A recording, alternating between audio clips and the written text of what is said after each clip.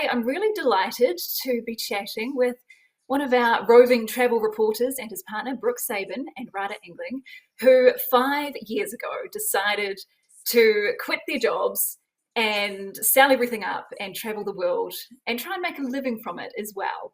So you might be familiar with them already if you follow them on social media, and of course their work on Stuff Travel. We have their stories, their travel stories, their beautiful photography and their incredible videos. So Brooke and Rada, welcome. How are you both?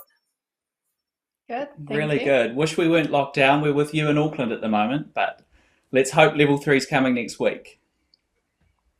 Fingers crossed. Well, I'm very excited. At least we can still dream about travel and talk about travel. And judging by some of the questions that have already come through, there's a lot of people really interested in your travel lifestyle. So let's kick things off, starting from where it all began. What motivated you to try and learn to make a living from full-time travel?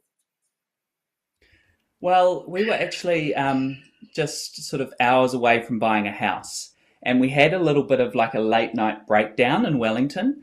And we were in our 20s and just going, do we want to go into the sort of structured life of buy a house, retirement's on the horizon, and then, death. I don't want to be too literal about the Grim. process, but yeah, that's pretty grim. But so we had this kind of late night breakdown where we would spend all the money getting the house ready to buy, and then we were just like, no, let's go and travel, because we hadn't done a traditional OE. So literally sort of the next day we both resigned, and then we listed everything on Trade Me, $1 reserve, and then we just bought a one-way ticket to France, and hoped for the best. And it's been a massive, massive up and down from there. We just had one backpack each. We sold everything. Yeah. A tiny Um, tent, like a tent, that one person tent. that just, And yeah. just thinking that we could survive on that, which didn't last very long.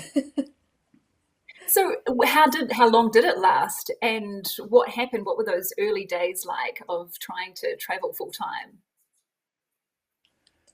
Well, we started in Europe, and so we had this tent.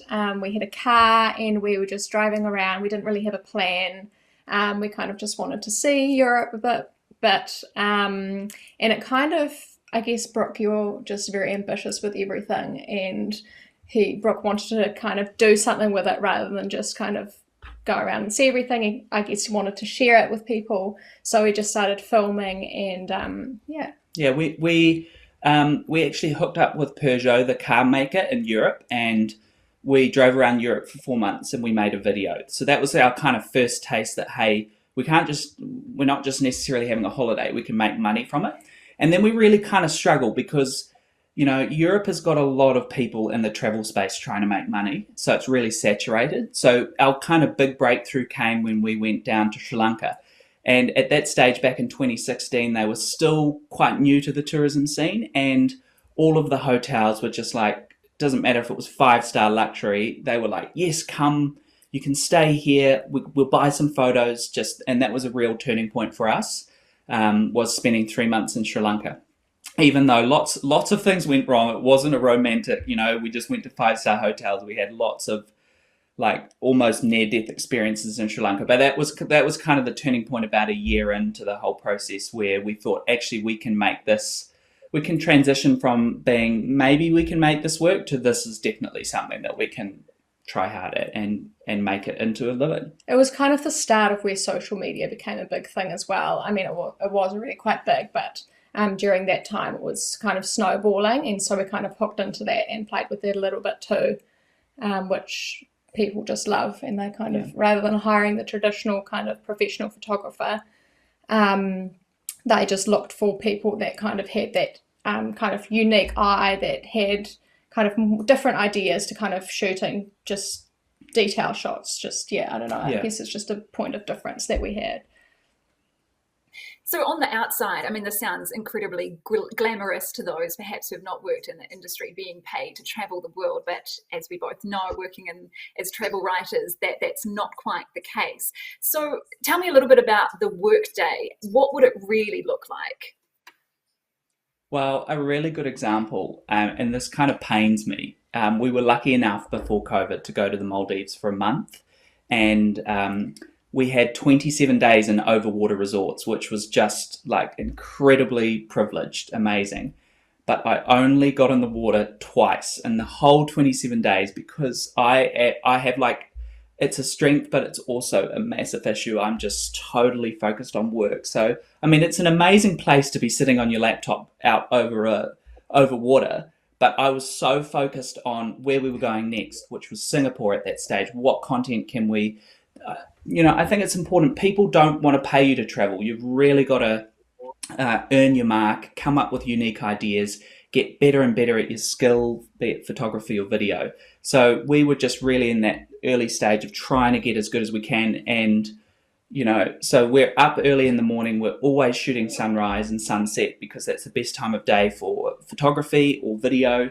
And then we will jump on our laptops and write stories. So we do a lot of content for stuff. We provide a lot of content for hotels, airlines, tourism boards. So we're working through that. And then we'll do more video during the day, sunset shooting, and then we work sort of late into the night. So there's sort of this romantic, even my family think it, they think that we're sitting on the beach all the time, and we're not.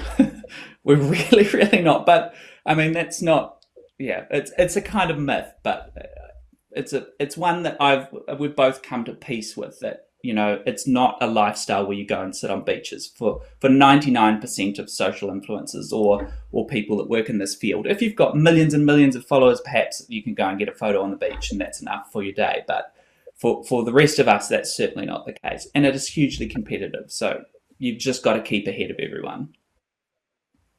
So on that, in terms of your photography and your videos, which are just absolutely beautiful and stunning, we've got one of the questions here. What gear do you use? So we've got 2 Sony cameras. We've got a drone, or one standard drone and one FPV drone that sort of does the stunts and the really interesting stuff. And then we've got a 360 camera and a GoPro. And I think that sounds like a lot for the average person. We certainly didn't start with that. But yeah, we just started with a GoPro, and we had a drone, didn't we? No, we didn't even have a drone. Not for the first couple of months. We didn't have a drone. So it was basically just a GoPro and a camera that we had. We did everything. And we would literally put our phone on a tripod to make people think we had a drone. Like, not the audience, but to make people we were working with, think that we've got a drone. So it's, you can do... Did they fall for that as well? What's that, sorry? Did they seem to fall for it? It looked impressive still. Yeah. They did. Well, the Brooke's referring to a time when we were in Korea, and obviously you can't fly a drone in the central Seoul. city. So we got our tripod and extended it way out as far as it could go, and put our phone onto a gimbal on top of the tripod, so it was even longer. And Brooke walked through this crowd of people in the middle of Seoul, holding it way above everyone. Complete idiot. So it would look like a drone kind of flying down the street. But we got weird looks, but it got an amazing shot. So. But people were messaging us, "Oh, you can't fly a drone. You've broken the law. We're going to report you." And we actually filmed the tripod that we used so that we could have that, because it did look like a drone shot. So how long do you spend then on piecing it all together and editing your footage? Because you must have hours of footage from each trip that you do. Yeah, a lot.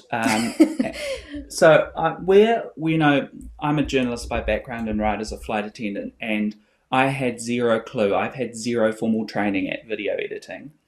So we just learned from this amazing university called the University of YouTube, and it's all free, and you just go on there, and literally the first video I ever done took the best part of it. We did it while we were in Sri Lanka, the car video.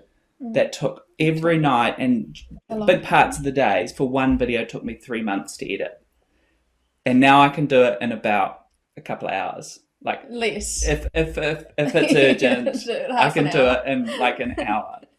So yeah, it's just a process, and I think people need to, if they're wanting to go down this track, sort of acknowledge that you're going to start not really understanding what to do, and we don't we've still got so much to learn. We're 1% of where we want to be, and it's just a massive learning process along the way. It's kind of iterative.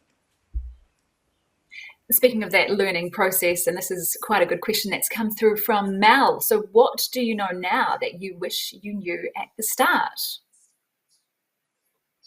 A big thing that we wish we knew was the power of social media. At the beginning, we did do a little bit of it, but nowhere near as much as we should have. And do you want to talk about TikTok?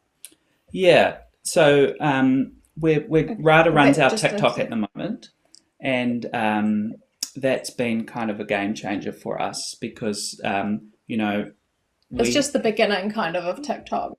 Yeah. And TikTok is a new platform. People think it's just about dancing, and it's not. Young people.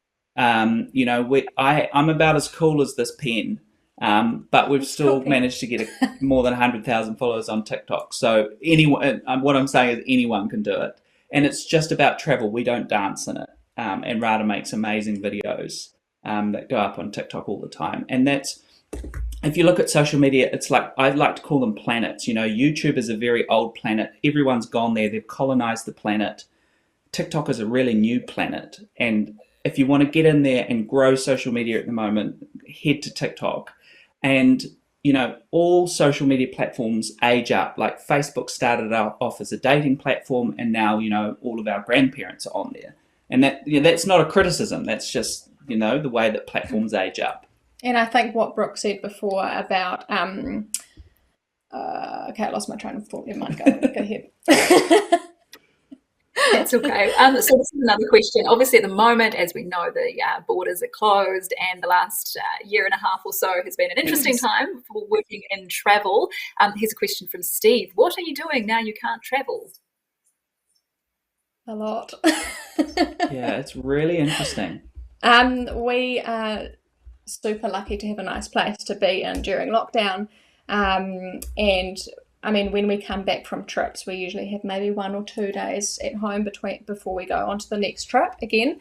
And in those 2 days, it's incredibly frantic, where Brooke has to write articles and I'm editing photos and we're doing videos, and it's just really crammed. And we don't have much time for kind of extra little projects. We kind of put them all on the back burner. But now with lockdown, we're able to do everything a bit more calmly and we're always on the brink of a meltdown. So lockdown just brings us back from the brink. And I think it's been so fascinating. Like we've been to like Cambodia and glamping and stuff like that in Cambodia, and there's only a very small section of a New Zealand audience that are interested in that kind of thing.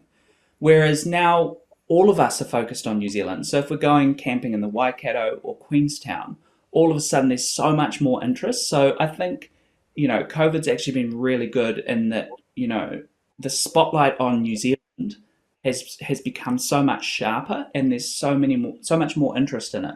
Yeah, it's been amazing traveling around our own country so much. We're so lucky here. That leads on to another question that we've got through here. What's your favourite place in New Zealand? Do you want to go first? Yeah, it's such a hard question because, I mean, we get asked this a lot around the world as well. I mean, like I just said, we're so lucky to live in New Zealand, so I have many favourite places, but one place that I particularly like is Great Barrier Island. We went there recently, maybe a year ago, I think, and yeah, it's beautiful. It's a really magical place. It's what Waiheke Island was many, many years ago. So yeah, I suggest you go and check it out if you can before it turns into a really popular spot. And I really like, I grew up in Northland, and I'd never been to the Poor Knights until we'd travelled around the world. And that's bad, because the Poor Knights, it's got a tropical current that comes down past Australia. So it's got a lot of tropical fish that you won't find anywhere else in New Zealand. And it felt like we had better snorkeling in the Poor Knights than I've had in like Fiji and Thailand and Vanuatu. It's such a treasure. And if you haven't been there, I would definitely recommend going there. And I also love the East Cape, We went on a road trip around there, and there were cows on the beach. I have not seen that in any country other than India.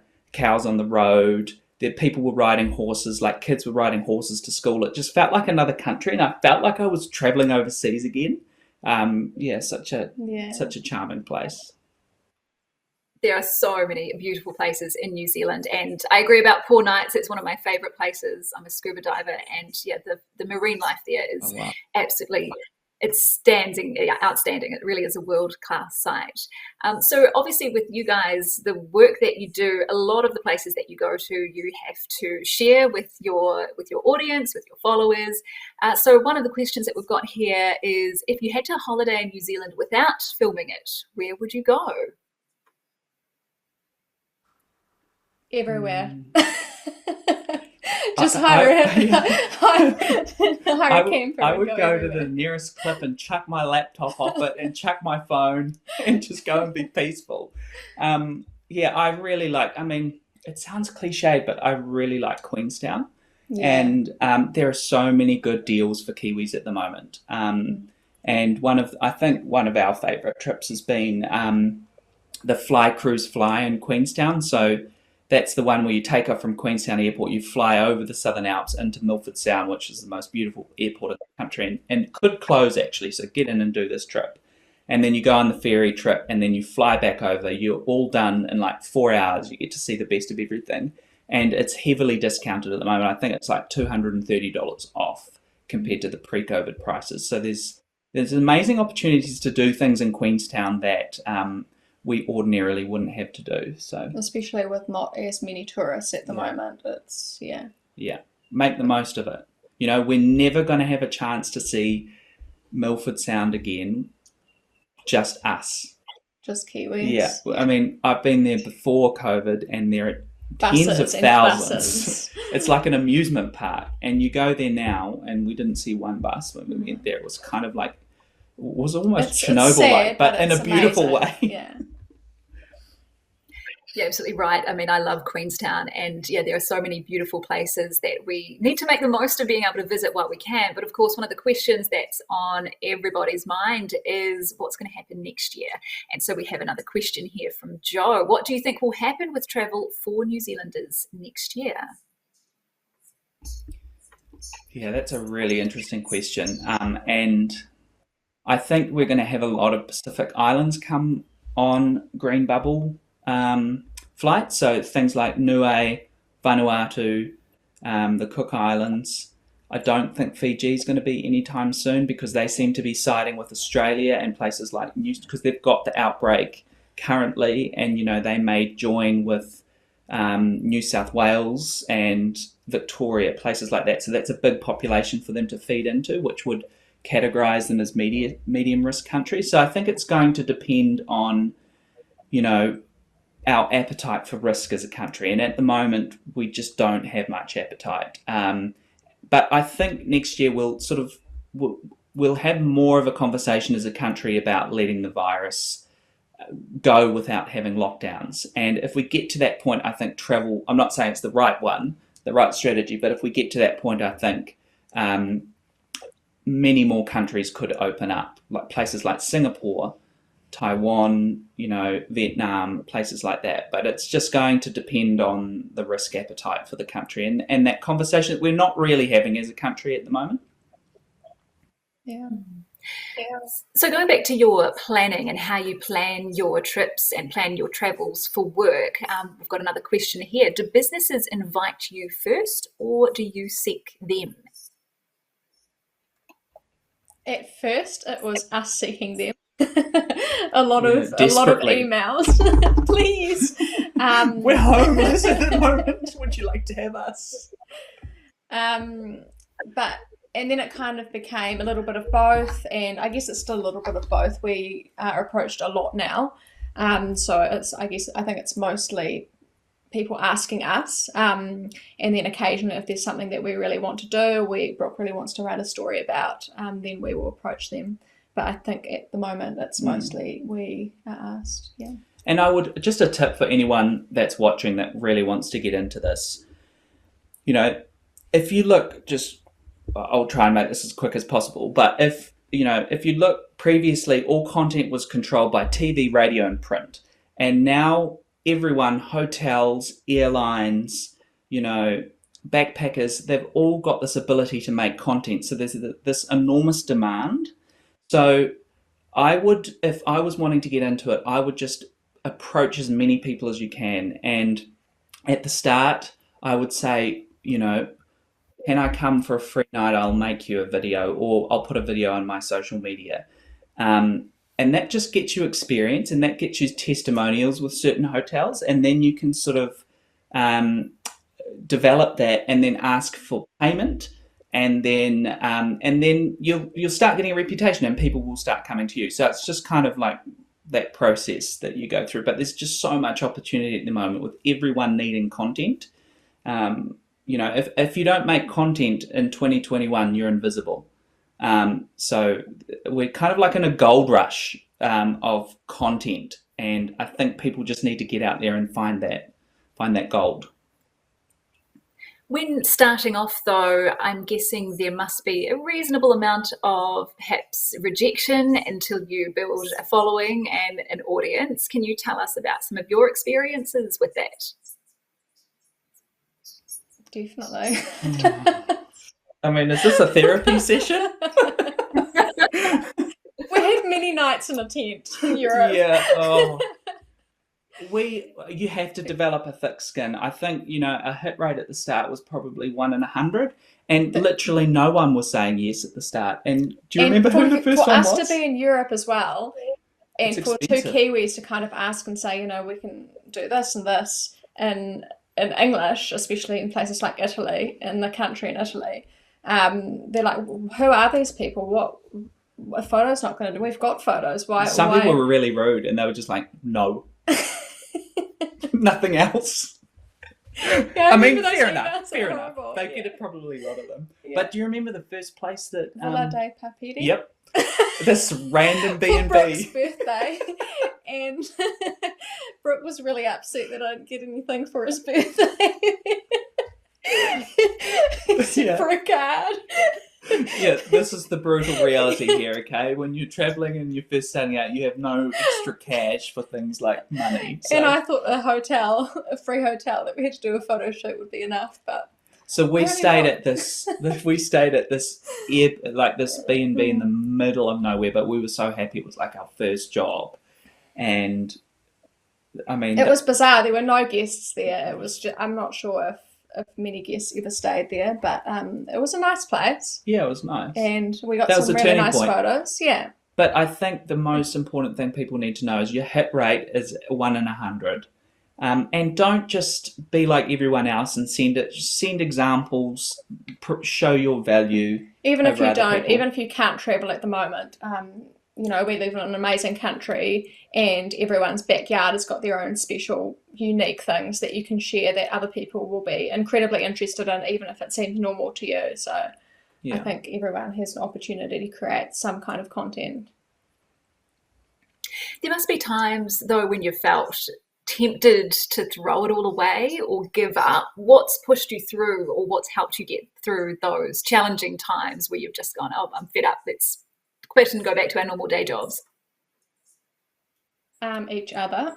Yeah, normally one of us is near the cliff of giving up, and we pull each other back. But there has been a couple of times where we're both like, because just having the security of a paycheck that is going to come in every week, and it's also, there's a lot of pressure, in your 20s and going into your 30s. There's a lot of societal pressure to follow a path that everyone takes, or most people take. And, when we announced that we were leaving and stuff, we used to get emails and messages saying, you'll never get into a house, you're throwing away your life and all that kind of stuff. And that's actually really, mentally tough to sort of break through that kind of stuff. But I remember we did a 100-day road trip around New Zealand over summer in an electric car for stuff, which was an amazing experience. And between Napier and Gisborne, so I've got to watch. It was 100 days, 100 stories was the challenge, and I've got to watch that tracks my sleep. And we were down to like less than 4 hours a night asleep. So we were driving, filming, filing, creating videos every night and planning ahead and then doing the next day from sunrise every morning. And we got between Napier and Gisborne, and we were both so tired that none of us could drive, and we were really close to a meltdown then. So we were late for the next thing. Like, people were waiting for us in Gisborne and we were nowhere near Gisborne.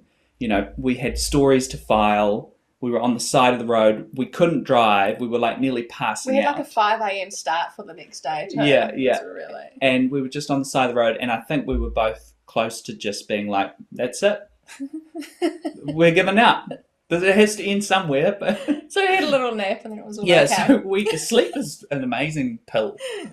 So we had a sleep on the side of the road, and we're like, we can be late. We're going to be really late. And we just went to sleep and woke up after a big truck came by, and we're like, okay, let's just do this. Yeah, we're lucky to have each other. I think sorry again. Yeah. No, I'm saying, like, it is you've got each other, which must push you through those challenging times. But there must also be some challenges working and traveling all the time as a couple. Do you want to share some of the inside goss that we might not know about the difficulties of working together? Yeah, definitely. We've been together for many years. We've been together since 13, high school. 14 years. So, and we're very different. We're almost polar opposites in every way, which is good, but it's also bad. Yeah. Sometimes we have creative differences. But, like, I'm really boring. I'm a journalist by background. And Rada brings, like, if it was up to me, our content would be in a really sad place. Rada brings such a good eye to stuff, and an interesting eye, and how we can make it relevant to people, whereas I'm a political reporter by background, so I have everything through a kind of really strategic sort of lens. Yeah, so we definitely complement each other, but you know, it's a struggle not a struggle, but it's a challenge on a relationship. I mean, we are together 24/7, and we are together 24/7. Yeah. So it's like I guess the hardest part about it is to put, like, defining a line between the work part and the life part, which kind of, there's not really a line. Where is that line? Yeah. And I mean, if you put Gandhi and Mother Teresa together 5 years on the road, I think they're even going to argue, you know? So it has definitely had its ups and downs in terms of being a struggle. But what is amazing is because we're so different, we always kind of pull each other out with our own ways. And we've got just different ways of looking at things, and I guess that's a strength in a way, especially with photography and videos and things. Absolutely. It's all about compatibility, wasn't it? I think it would stretch any couple doing what you guys are doing. So well done. Another question from our audience, from Brenda this time. What country do you miss the most? For me, it's Switzerland. It's kind of a second home for me. My father is Swiss, so I've got grandparents there. So that's, Switzerland for me. And I like the Maldives, and I know people are going to be like, oh, you know, Maldives. But I think the main message I would say for Kiwis is it's way more affordable than you think. You've just got to look, you know, there's those headline resorts that are like $5,000 a night or something, but there's actually, you know, really affordable, because the Maldives before COVID had 160 resorts, and there was one new resort going up every month. So they were hugely competitive, and you could get better deals going to the Maldives than you could for Fiji for Kiwis. And I think that you know, that presented a really good opportunity to do that once in a lifetime, you know, stay over water. And it's way more affordable than Fiji, Samoa or Tahiti, where you can stay over water as well. And a lot more affordable than the Seychelles as well, and nicer. Yeah. If you were to... It's kind of like everyone at some stage in their life, or a lot of people will want the kind of like a honeymoon or a big anniversary or something like that. And I think we've written stories on Stuff actually about how affordable the Maldives is. You can even get rooms for like $80 or $90 a night if you stay on a local island. So there's, that's my kind of favorite place, because you just get in the water and you see so much wildlife like sharks and manta rays, and it's just all there. It's kind of like what you hoped the world would be. Yeah, and it is changing quickly. The first time we went there was in 2018. No, 2012. We went there really early. That's right, yeah, 2012, and I remember going snorkeling, and the coral was just incredible. It was so colourful. And then the most recent time we went was maybe about 3 years ago, and it's already changed a lot just in that small amount of time. So add it to your list. Oh, absolutely. I can feel my heart bursting with the excitement and longing for when the world opens up again and we can go and visit these incredible places. We'll just do one more question before we have to wrap up, and maybe you can both answer this individually. One tip for anyone who wants to learn how to make a living by traveling the world, what would it be? Yeah, I would. The first thing I would do is start a TikTok account, and don't think about it being a dancing platform or anything like that. And just start going. If you're in New Zealand, start going down the road to your local beach that might be a secret, and start making content while no one's watching. So it doesn't matter if it's not that great. And then, as I explained before, I would start emailing hotels and saying, I'm going to make this little video. Here's an example. Can we, what's the word I'm looking for? Collaborate. Can we collaborate? I'm not a social influencer, as you can tell. And then I would just build from there. So I would just vertical video. Instagram said not long ago that they are not focusing on pictures anymore. They are focusing more on video.